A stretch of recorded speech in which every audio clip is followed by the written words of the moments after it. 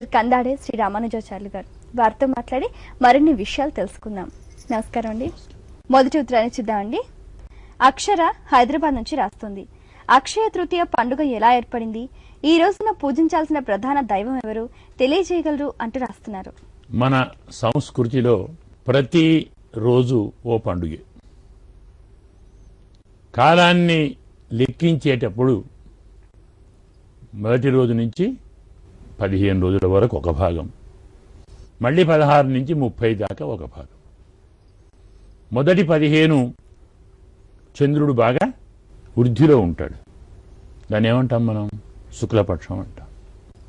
తరువాతి 15 రోజులు క్షీణిస్తాడు, దాన్ని కృష్ణపక్షం అంటాం. 15 ఇక్కడ ఉన్నాయి, అక్కడ ఉన్నాయి.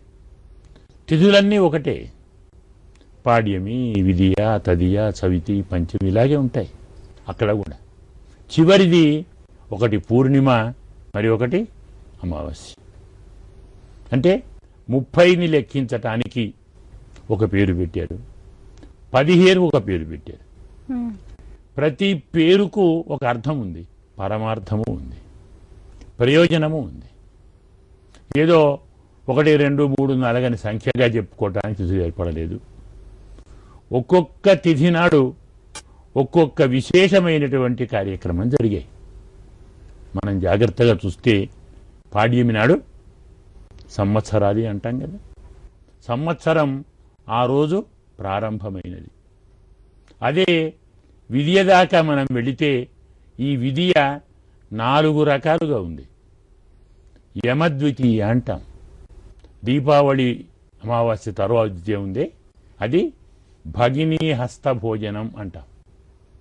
అంటే ఆ రోజు తప్పకుండా తోబుట్టువు ఇంటికి వెళ్ళి ఆమె చేతితో భోజనం చేయాలి. అలాగే తృతీయ అక్షయ తృతీయ, ఇంకోటి అట్ల తద్ది అంటాం. వినాయక చవితి, నాగపంచమి, వసంత పంచమి, సుబ్రహ్మణ్య షష్ఠి, రథసప్తమి, కృష్ణాష్టమి, మహార్నవమి, విజయదశమి, ఇక ఏకాదశులు 16 రకాలు ఉన్నాయి. అలాగే ద్వాదశి, చిలుకు ద్వాదశి అంటాం, క్షీరాద్వాదశి అంటాం, ధనత్రయోదశి, నరక చతుర్దశి, ఇలా కార్తీక పూర్ణిమ, అలాగే అమావాస్య. ఇలా ప్రతి తిథి ఏదో ఒక విశేషాన్ని సంతరించుకున్నదే. పండుగ లేని రోజు లేదు. పండుగ అంటే అర్థం సంస్కృతంలో ఉత్సవం అంటాం. ఉత్సవం అంటే ఉన్నతమైన యాగము. ఉత్సవం, సవము అంటే యజ్ఞం, ఉత్ అంటే ఉన్నతం, ఉన్నతమైన యజ్ఞం. యజ్ఞం అంటే ఏమిటి? దేవతా ఉద్దేశేన ద్రవ్యత్యాగ యాగ. పరమాత్మకు అర్పించేది యాగము, పరమాత్మ భక్తులకు అర్పించేది ఉన్నత యాగం. భగవంతునికంటే భగవంతుని భక్తులను ఎక్కువగా ఆరాధిస్తే భగవంతుడు సంతోషిస్తాడు. ఇంటి యజమానికి కానుకలు ఇచ్చినా ఇవ్వకున్నా ఇంటికి వచ్చిన వారు పిల్లలకు కానుక ఇస్తే తల్లిదండ్రులు సంతోషిస్తారు కదా. మనమంతా పిల్లలం కదా. ఈ సంప్రదాయాన్ని ముందర పెట్టుకొని భగవంతుణ్ణి, భగవంతుని భక్తులను ఆరాధించటమే పండుగ అంటే. అది ఏ పండుగైనా కానీ ఒక్కొక్క రోజు ఒక్కొక్క విశిష్టమైనటువంటి ఉత్సవాన్ని చేసుకుంటాం, పండుగ చేసుకుంటాం. మనకు ఈ అక్షయ తృతీయ లేదా వైశాఖ మాసం అని ఏది చెప్పుకుంటున్నామో ఇది న్యాయంగా అక్షయ అంటే తరగనిది. క్షయము అంటే నశించుట, తరగుట. అక్షయము నశించనిది, తరగనిది. ఏదైనా ఉందా? ఈ ప్రపంచంలో పుట్టిన ప్రతి వస్తువు నశించేది. ఈ జన్యం తత్ నశ్యం అని శాస్త్రం. ప్రతి వస్తువు నశిస్తుంది, మరి నశించనిది ఏమిటి? ఏది పుట్టకుండా ఉంటుందో అది నశించదు.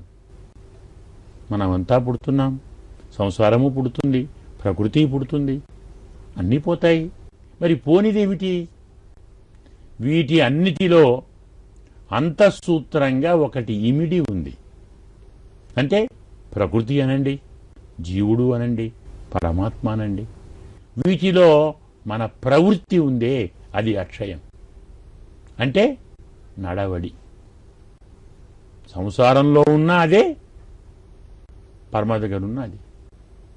మోక్షంలో ఉన్నా ప్రవర్తిస్తాం, స్వర్గంలో ఉన్నా ప్రవర్తిస్తాం. ఇక్కడ ఉన్నా నహి కశ్చిత్ క్షణమపి జాతు తిష్టతి అకర్మకృత్. ఏ పని చేయకుండా ఏ ఒక్క క్షణం ఉండడు. కాబట్టి అక్షయమైనది కర్మ, ప్రవృత్తి, నడవడి. ఇది మనమందరం తృతీయ కోసం చేస్తున్నాం. అంటే నాశము లేనిది, నాశము లేకుండా ఉండేది, నాశము లేని దాని కోసం చెయ్యాలి. కానీ ఉన్నదాని కోసం చేస్తున్నాం. అంటే ఏమిటి? మనకు పురుషార్థాలు 4 ఉన్నాయి: ధర్మము, అర్థము, కామము, మోక్షం. ఇందులో 3 కామము కదా, అంటే కోరిక. మనమున్నంత వరకు కోరికలు తరగవు. మనోరథానాం అగతిర్న విద్యతే. కోరికలకు అంతే లేదు. ఒకటి తీరితే ఇంకోటి కావాలి. ఒక ఇల్లు కట్టాము, 2వ ఇల్లు కట్టాలి కదా. 1 కోటి వచ్చింది, 2వ కోటి కావాలి. తరగనిది కోరిక. తరగని కోరికను తీర్చుకోవటానికి మన ప్రవృత్తి కూడా తరగనిది. దీనికి తార్కాణమే ప్రతీకే. పరమాత్మ కూడా ఒక 2 ఘట్టాలను చెప్పుతాడు మనకు. ప్రధానమైనటువంటి క్షీరసాగర మథనం ప్రారంభమైన రోజు ఈ రోజు అని శాస్త్రం చెబుతుంది. అంటే దేవతలకు, రాక్షసులకు ఎంత పెద్ద ఆశ ఉంది. అమృతం కావాలి కదా, మరణించవద్దు కదా. మేము మరణించకుండా ఉండాలి, మేము అక్షయులం కావాలి అని ఈరోజు ప్రారంభించారు. కాబట్టి ఈ తదియను అక్షయ తృతీయ అంటారు. అంటే కోరిక తరగకుండా ఉండాలి. వారి కోరిక ఏమిటి? అమరా భవేమా, మరణించకుండా ఉండాలి, వృద్ధాప్యం రాకుండా ఉండాలి అని అమరులు ఈరోజు అక్షయం కోసం ప్రవర్తించారు. కాబట్టి దీన్ని అక్షయ తృతీయ అంటారు.